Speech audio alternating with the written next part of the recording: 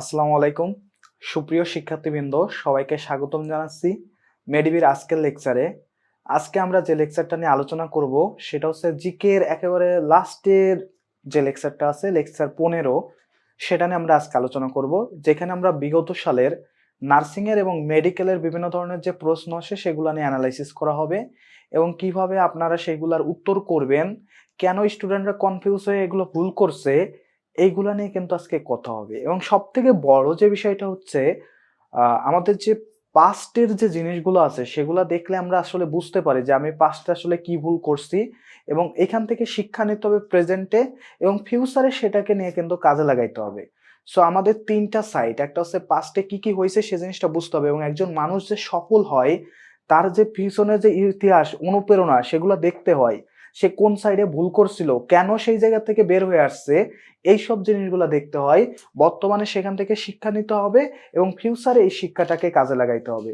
So তারই ধারাবাহিকতায় আজকে আমরা পিছনের যে ইতিহাস অর্থাৎ পিছনের যে কি প্রশ্নগুলো আসছে এগুলা দেখবো এবং কিভাবে পরীক্ষায় আপনাকে কিন্তু বারবার এই প্রশ্নগুলা কিন্তু রিপিট হয়।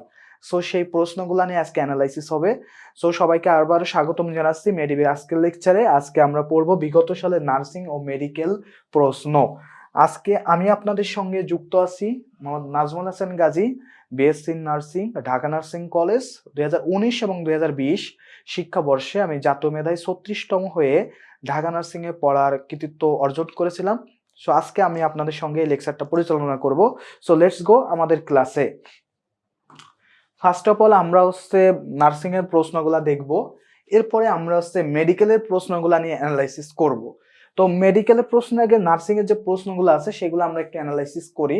তো এখানে প্রথম যে প্রশ্নটা আছে সেটা হচ্ছে 2020-22 এবং 2023 শিক্ষাবর্ষের প্রশ্নগুলো আমরা এখন প্রথমে আলোচনা করব।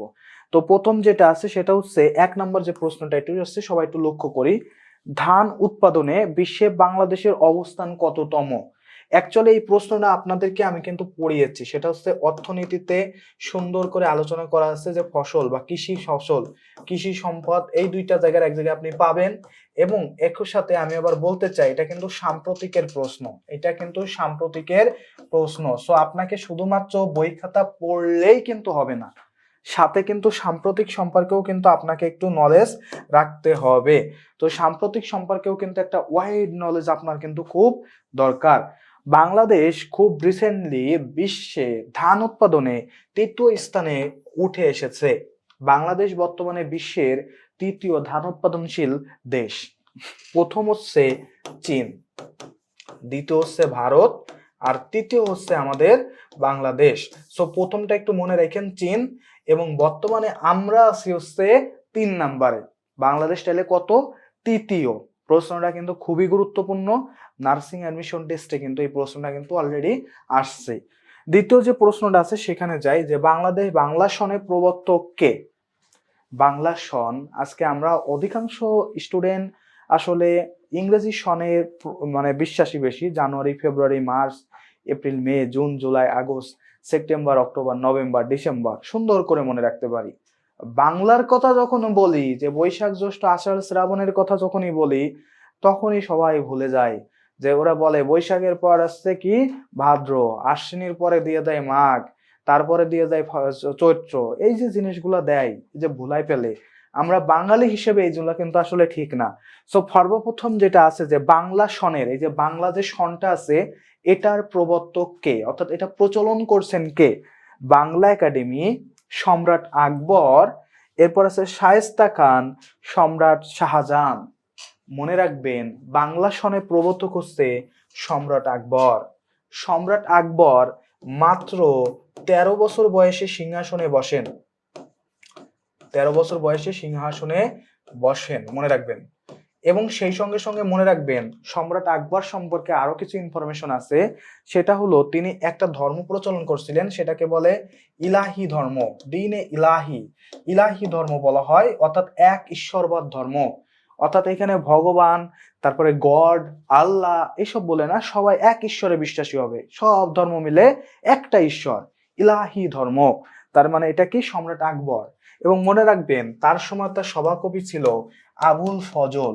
এই আবুল ফজলের লেখা একটা বই আছে, নাম তার আইনি আকবরী। আইনি আকবরী। এই আইনি আকবরী গ্রন্থে সর্বপ্রথম বাংলা শব্দের উল্লেখ পাওয়া যায়।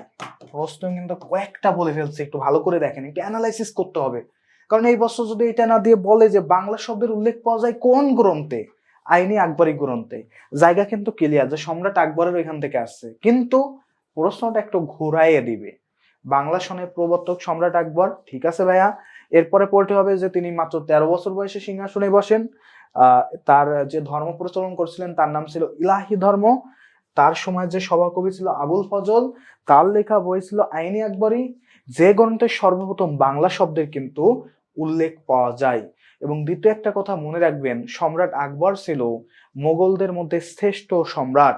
এটা মনে রাখবেন, সম্রাট আকবর মুঘলদের মধ্যে শ্রেষ্ঠ সম্রাট। তার সময়ে মোগল সাম্রাজ্য বিরূপভাবে বিস্তীর্ণভাবে তার আসছে প্রবৃদ্ধি ঘটে, অর্থাৎ বিস্তীর্ণ এলাকা জুড়ে এটা বেরিয়ে পড়ে। ওকে, সো সম্রাট আকবর সম্পর্কে আমরা পড়ে ফেলছি।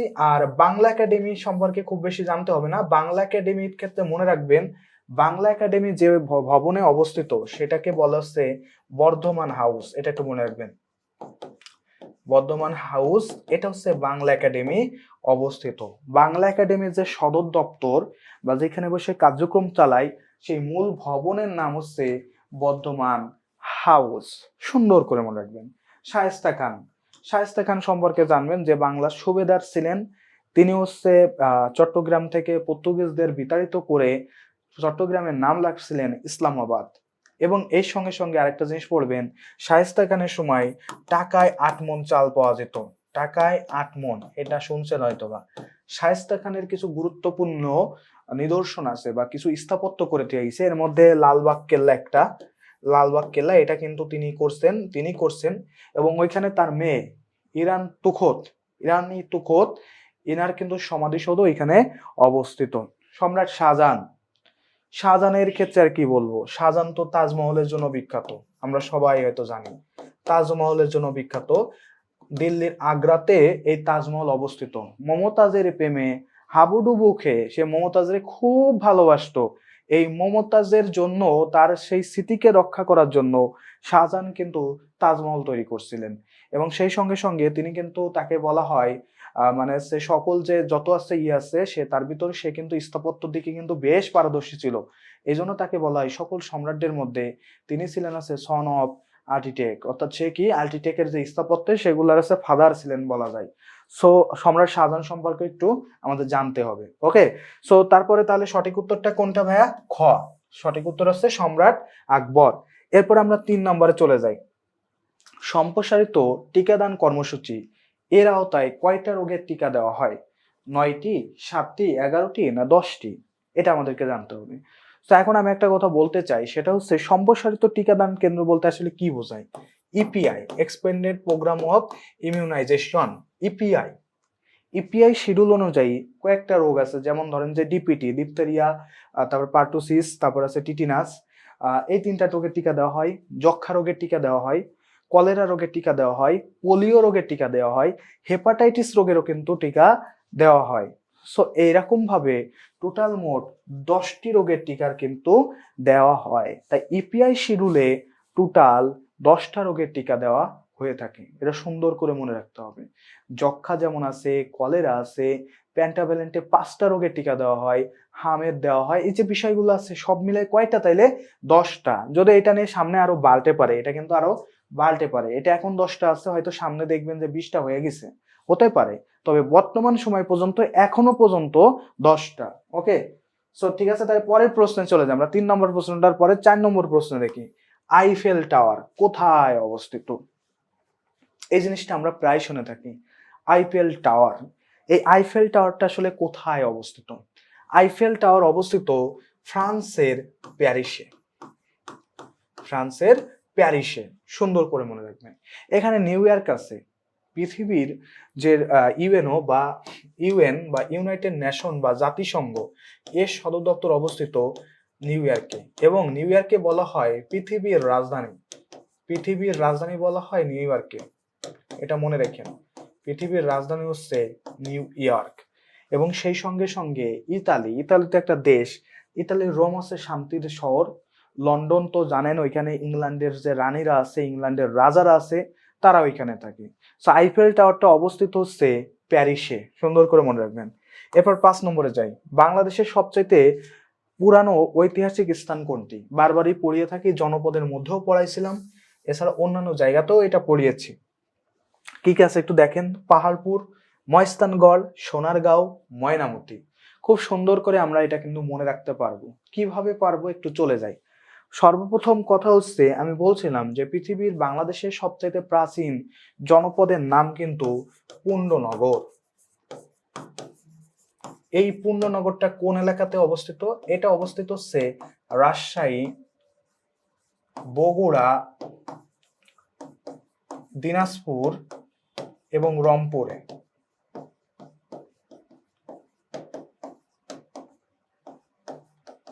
এই এলাকায় অবস্থিত আছে পুণ্ডনগর।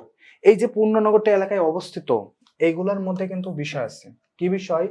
এই যে বগুড়াতে কিন্তু ময়স্তানগড়টা অবস্থিত। বগুড়াতে ময়স্তানগড়টা কোথায় অবস্থিত? বগুড়াতে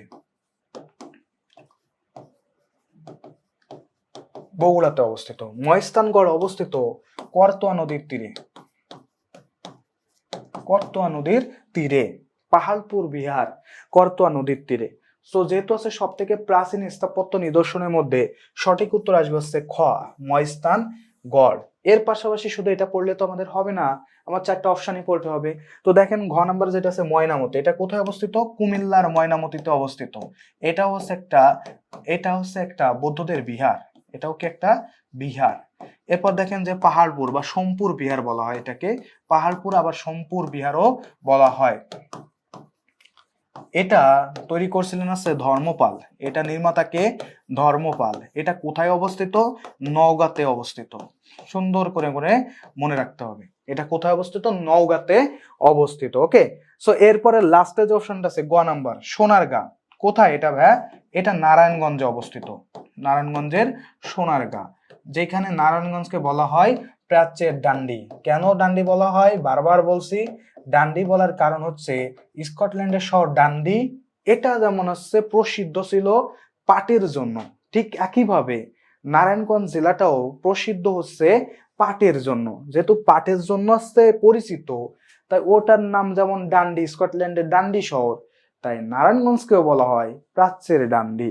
যাক আমরা ওইদিকে না যাই, সোনারগাঁও তো নারায়ণগঞ্জ অবস্থিত। সোনারগাঁওতে আরেকটা জিনিস অবস্থিত, লোকশিল্প জাদুঘর। লোকশিল্প জাদুঘর এটাও কিন্তু সোনারগাঁতে অবস্থিত। এবং সোনারগাঁতে আরেকটা জিনিস আছে, সেটা হচ্ছে পানাম সিটি, নাম শুনছেন হয়তো বা, পানাম সিটি, এটাও কিন্তু সোনারগাঁতে অবস্থিত। এবং মনে রাখতে হবে একটা জিনিস, সেটা হচ্ছে লোকশিল্প জাদুঘরের প্রতিষ্ঠাতা হচ্ছে শিল্পাচার্য জয়নুল আবেদিন। সো জয়নুল আবেদিনের নামটা মাথার মধ্যে সুন্দর করে গেঁথে ফেলেন। তো যেহেতু এতগুলা নিদর্শন থাকার পরেও, এই যে এতগুলা পাহাড়পুর, তারপরে কত সোনারগাঁ ইত্যাদি ইত্যাদি কত সুন্দর সুন্দর নিদর্শন, এত নিদর্শন থাকার পরেও আসলে সঠিক উত্তরটা হবে হচ্ছে ময়স্তানগড়। মানে সবগুলোই আদি নিদর্শন ঠিক আছে, কিন্তু এইগুলোর মধ্যেও সব থেকে প্রাচীন হচ্ছে ময়স্তানগড়, যেটা আছে করতোয়া নদীর তীরে অবস্থিত। তাই সঠিক উত্তরটা হবে হচ্ছে ময়স্তানগড়। ঠিক আছে, ক নম্বরটা হবে সঠিক উত্তর। এরপরে চলে যাই 6 নম্বর প্রশ্নে। কি আছে? বাংলাদেশের সর্বাধিক চা বাগান কোন জেলায় অবস্থিত? তো বাংলাদেশের আসলে চা পাওয়া যায় কোথায়? চা পাওয়া যায় সিলেট, মৌলভীবাজার, এদিকে অর্গানিক চা পাওয়া যায় একটু সুনামগঞ্জ, হবিগঞ্জ, ওই এলাকা দিচ্ছে আর কি। তো সব মিলে দেখতে পাচ্ছি যে সিলেট বিভাগে যে 4টা জেলা, সিলেট বিভাগ কিন্তু মোটা 4টা জেলা নিয়ে গঠিত। সেই 4টা জেলা কিন্তু কি কি এখানে দেওয়া আছে একটু দেখেন, সিলেট, সুনামগঞ্জ, মৌলভীবাজার, হবিগঞ্জ, এই 4টা জেলা নিয়ে সিলেট জেলা গঠিত, মানে সিলেট জেলা না বিভাগ গঠিত। সিলেট, সুনামগঞ্জ, মৌলভীবাজার, হবিগঞ্জ, সিলেট, সুনামগঞ্জ, মৌলভীবাজার, হবিগঞ্জ, এই 4টা জেলা হচ্ছে সিলেট নিয়ে গঠিত। তো এর ভিতর চা বাগান আছে কোথায়? চা বাগান মনে রাখবেন সব থেকে বেশি আছে মৌলভীবাজারে। কয়টা? সেটা 92টি। সুন্দর করে মনে রাখবেন, বাংলাদেশে চা বাগান খুব কম আছে, তবে তার মধ্যে মৌলভীবাজারে প্রায় 92টি চা বাগান আছে। এবং এখান থেকে একটা প্রশ্ন প্রায় এসে থাকে, একটা জেলা আছে যে জেলায় অর্গানিক চা পাওয়া যায়। বাংলাদেশের একটা জেলা আছে যেখানে অর্গানিক চা পাওয়া যায়, এই জেলাটার নাম হচ্ছে পঞ্চগড়। অর্গানিক চা পাওয়া যায় পঞ্চগড়ে, এটা মনে রাখতে হবে। সো তাইলে কি আসতেছে, বাংলাদেশে সর্বাধিক চা বাগান পাওয়া যায় মৌলভীবাজারে, আর পঞ্চগড় জেলায় অর্গানিক চা পাওয়া যায়। আর মৌলভীবাজারের পর দ্বিতীয় যে জেলায় চা পাওয়া যায় বেশি সেটার নাম হচ্ছে সিলেট। সিলেটকে বলা হয় সাইবার সিটি। সিলেটকে বলা হয় সাইবার সিটি, সুন্দর করে মনে রাখতে হবে।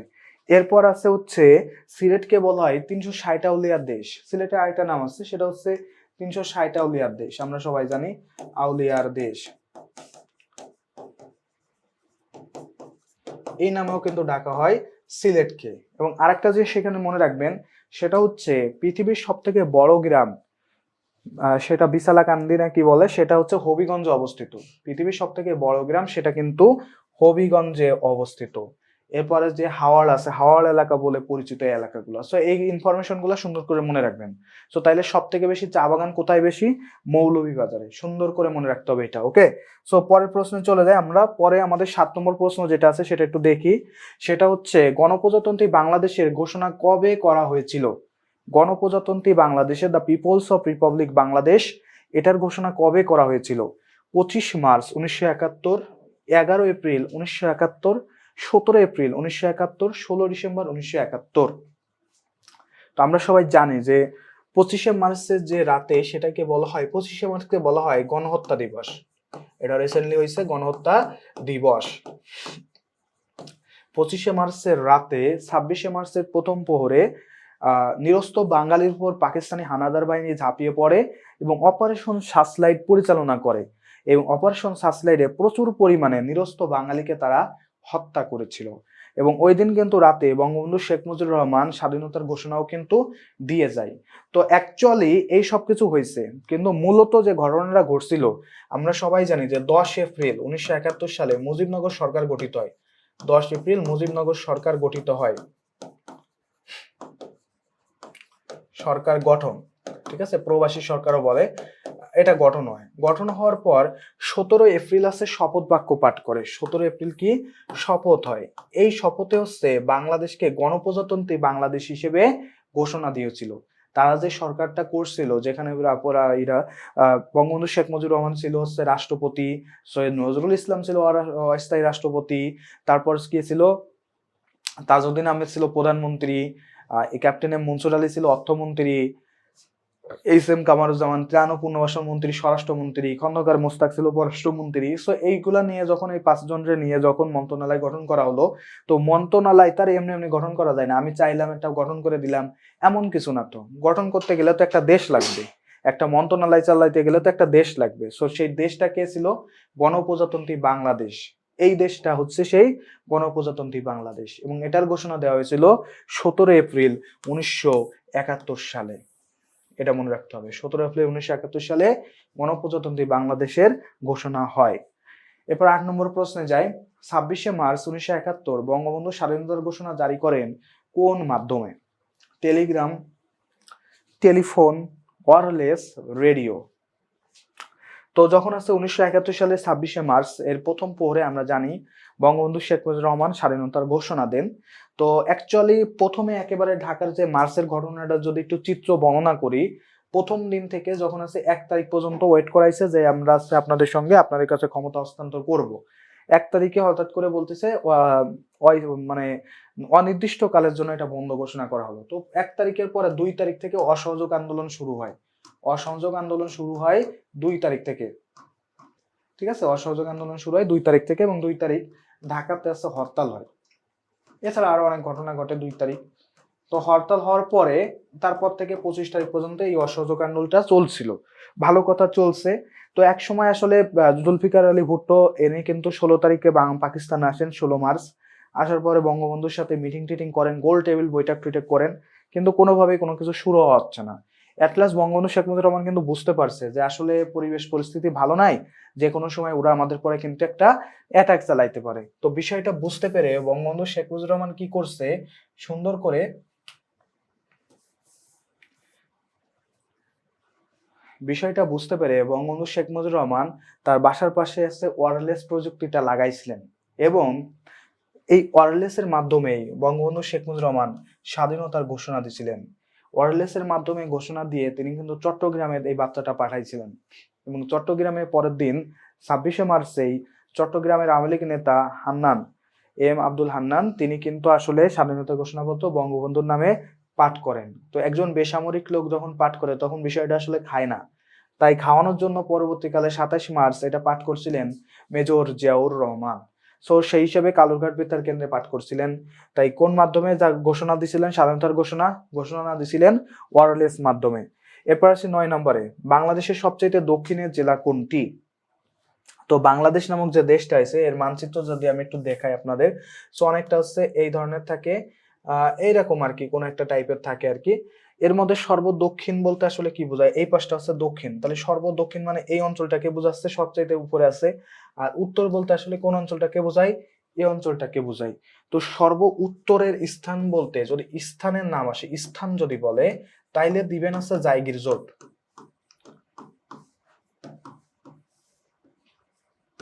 স্থান যদি কেউ বলে তাহলে দিবেন জায়গিরজোট। যদি কেউ বলে বা ইউনিয়ন বলে ইউনিয়ন, তাইলে দিবেন হচ্ছে বাংলা বান্ধা।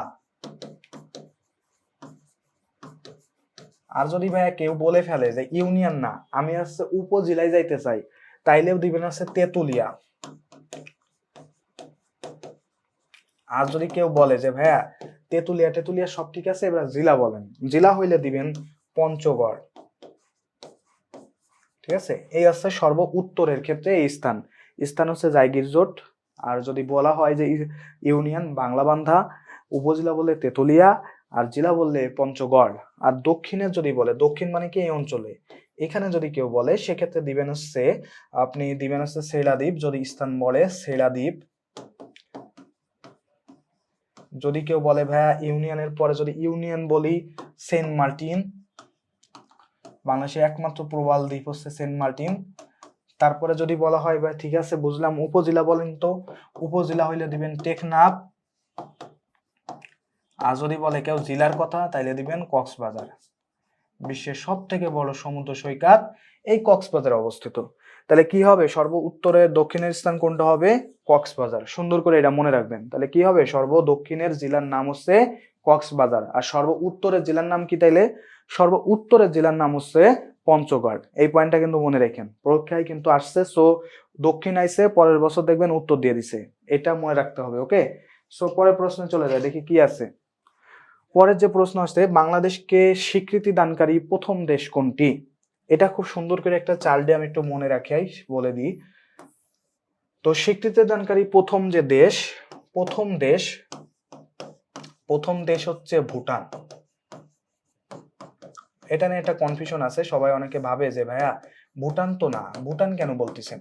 অ্যাকচুয়ালি ভুটান তো না, ভুটান হবে না, ভারত হবে। কিন্তু আসলে সবাই কিন্তু ভুল। মাননীয় প্রধানমন্ত্রী শেখ হাসিনা কিন্তু এই জিনিসটা বলছে যে ভাইয়া ভারত প্রথমে স্বীকৃতি দেয়নি, স্বীকৃতি দিছিল কে? ভুটান দিছিল। ভারত কিন্তু আসলে বেশ কিন্তু চিন্তা ভাবনা করে। ফার্স্ট অফ অল 1971 সালের 6 ডিসেম্বর ভুটানকে দিয়ে বাংলাদেশকে প্রথম স্বীকৃতি দেওয়ায় দেখতেছে যে বিশ্ব থেকে কোনো চাপ আছে কিনা।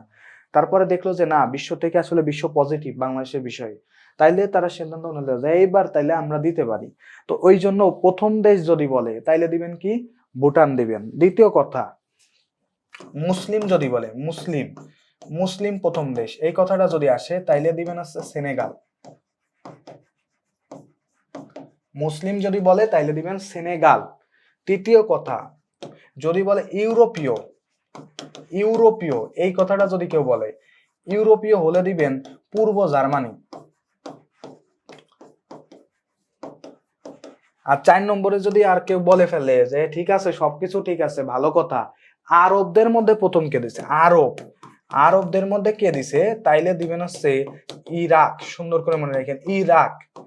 এরপরে যদি 5 নম্বরে আরেকটা পয়েন্ট মনে রাখবেন যে এশিয়ার ভিতরে এশিয়ায় যে এশিয়া মহাদেশ আছে, বড় মহাদেশ, এশিয়ার মধ্যে প্রথম মুসলমান হিসেবে কোন দেশ স্বীকৃতি দেয়? প্রথম মুসলিম। এশীয় প্রথম মুসলিম, এটা যদি কেউ বলে।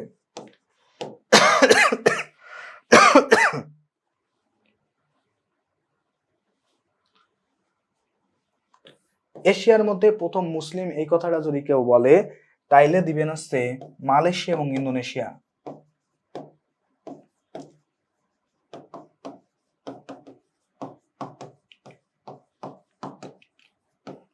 সুন্দর করে মনে রাখতে হবে। তাহলে মালয়েশিয়া এবং ইন্দোনেশিয়া। তাহলে কি কি বললাম? বাংলাদেশকে স্বীকৃতি দানকারী প্রথম দেশ হচ্ছে ভুটান, নট ভারত। ভারত বলা যাবে না, ভারত বললে কি খাবেন? 2টা লাড্ডু খাবেন। সো এই জন্য ভারত বলা যাবে না। প্রথম দেশ হচ্ছে ভুটান। তারপরে কি বলবেন? বাংলাদেশের প্রথম যে ভুটান, এরপরে যদি বলা হয় যে মুসলিম দেশ কোনটা, সেটা দিবেন হচ্ছে সেনেগাল। তারপরে যেটা আছে ইউরোপীয় দেশ বললে সেখানে দিবেন পূর্ব জার্মানি। আরব বললে দিবেন ইরাক। এশীয় প্রথম মুসলিম দেশ যদি বলা হয় তাহলে দিবেন মালয়েশিয়া এবং ইন্দোনেশিয়া। সুন্দর করে মনে রাখতে হবে। ওকে, সো এই সিকোয়েন্সটা মোটামুটি আশা করি বুঝতে পারছেন। তাইলে 10-এর উত্তর হবে হচ্ছে খ, ভুটান। সুন্দর করে মনে রাখবেন। ওকে, এরপরে চলে যাই। এরপরে যেটা আছে সেটা হচ্ছে বাংলাদেশের প্রথম নারী স্পিকার কে? কি কি আছে? সৈয়দা সাজেদা চৌধুরী, এখন আর বেঁচে নাই। ডক্টর শিরিন শারমিন চৌধুরী, মেহের আফরোজ, মতিয়া চৌধুরী। তো এই কয়জনের মধ্যে বাংলাদেশের প্রথম নারী স্পিকার কে? বাংলাদেশে এখনো পর্যন্ত একজনই নারী স্পিকার হয়েছে, সে হচ্ছে ডক্টর শিরিন শারমিন চৌধুরী। ইনি হচ্ছে বাংলাদেশের নারী স্পিকার। সৈয়দা সাজেদা চৌধুরী সংসদ উপনেতা ছিলেন, কিন্তু তিনি মারা গেছেন। সো তাহলে সঠিক উত্তর হবে হচ্ছে খ, ডক্টর শিরিন শারমিন চৌধুরী। তাহলে 12 নম্বর প্রশ্নে চলে যায়। এরপরে আমাদের কি আছে একটু দেখি। জাতীয় জাদুঘর কোন পরিচয় বহন করে? জাতীয় জাদুঘর কোন পরিচয় বহন করে? জাতিসত্তা, আত্মপরিচয়, স্থাপত্য, ইতিহাস। তো একটা জাদুঘর, ওইখানে কি থাকে আসলে? ওইখানে আমার জাতি যে কি সব জিনিসগুলা ইউজ করছে, বা আমার যে জাতি তাদের যে বিভিন্ন এলিমেন্ট সেটা আছে। আমার নিজেরটা না, কিন্তু আমার নিজে আমি এই যে ড্রেস পরতেছি এটা থাকবে কি থাকবে না আই ডোন্ট নো, বাট জাতীয় জাদুঘরে আমার জাতির পরিচয়। জাতীয়, জাতীয় মানে কি? জাতি, আমার জাতি, বাঙালি জাতি। এই বাঙালি জাতি কি কি করছে এই জিনিসগুলা নিদর্শন কিন্তু ওইখানে পাওয়া যায়। তো যেহেতু জাতি শব্দটা আছে, এই জন্য এটার উত্তর হবে হচ্ছে জাতিসত্তা। যদি বলতো ব্যক্তিগত জাদুঘর তাইলে বলতাম আত্মপরিচয়, কিন্তু বলছে কি জাতি, জাতি, জাতি ও জাদুঘর, তাহলে সেটা কি হবে? জাতিসত্তা। এখন এই একটা জিনিস পড়লে তো ভাই খালি হবে না, এর সাথে পড়া লাগবে যেটা, সেটা হচ্ছে জাতীয় জাদুঘর। এখানে পড়তে হবে বাংলাদেশের জাতীয় জাদুঘর কোথায় অবস্থিত? শাহবাগ। বাংলাদেশের জাতীয় জাদুঘর শাহবাগ, ঢাকাতে অবস্থিত। বাংলাদেশের প্রথম জাদুঘর, প্রথম জাদুঘর এটা যদি কেউ বলে প্রথম জাদুঘর হবে বরেন্দ্র জাদুঘর, মনে রাখবেন।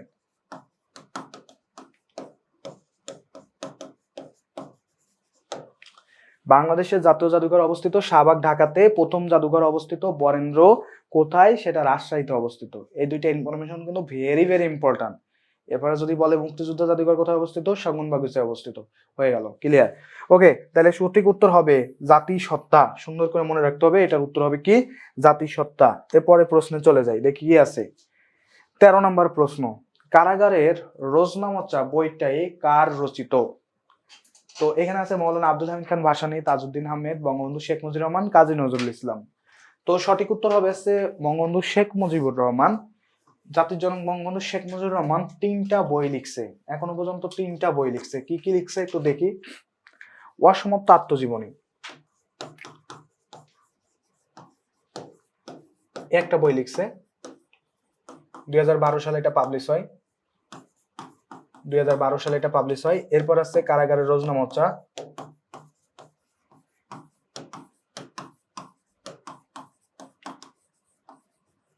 দুই সালে এটা পাবলিশ হয়। এবং লাস্টে যেটা লিখছে আমার দেখা নয়া চিন,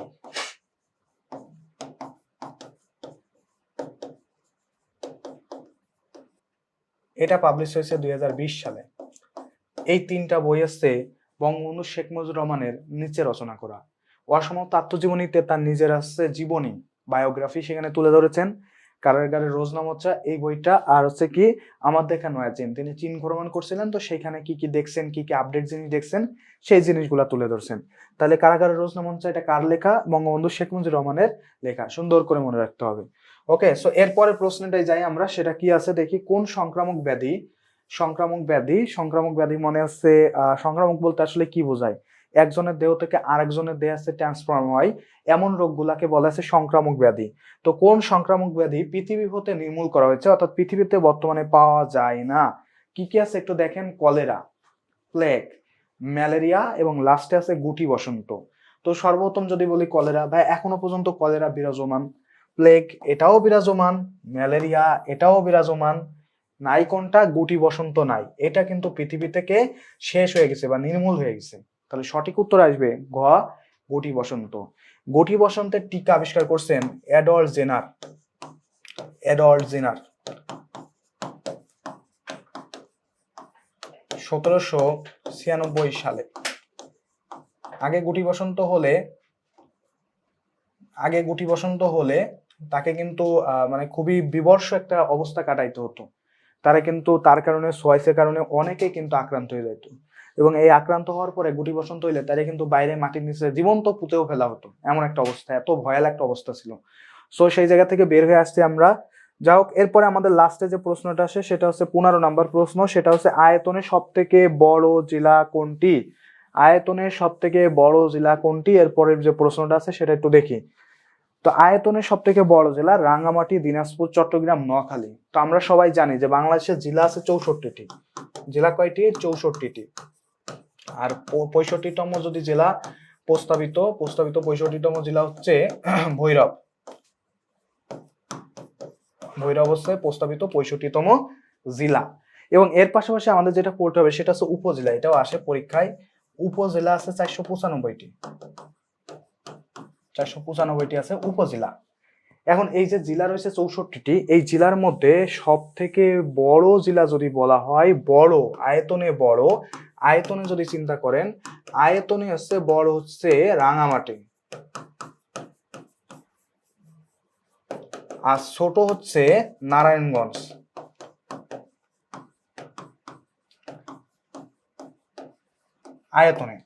আয়তনে বড় হচ্ছে রাঙামাটি, ছোট হচ্ছে নারায়ণগঞ্জ। অনেকে নারায়ণগঞ্জের জায়গায় মেহেরপুর বলে ফেলেন। সো তারা যারা মেহেরপুর বলবেন তাদের কিন্তু সুন্দর সুন্দর করে এরকম সুন্দর সুন্দর গোল গোল দুইটা ডিম পেয়ে যাবেন। সো মেহেরপুর বলা যাবে না। আয়তনে সব থেকে ছোট জেলার নাম হচ্ছে নারায়ণগঞ্জ। ঠিক আছে? আর যদি জনসংখ্যায় বলে তাইলে তো জনসংখ্যা তো ঢাকার উপরে কিচ্ছু নাই। জনসংখ্যায় বললে তো ঢাকার উপরে কেউ নাই। তাহলে জনসংখ্যায় বড় হবে হচ্ছে ঢাকা, আর ছোট হবে হচ্ছে বান্দরবান। বান্দরবানের জনসংখ্যা কম,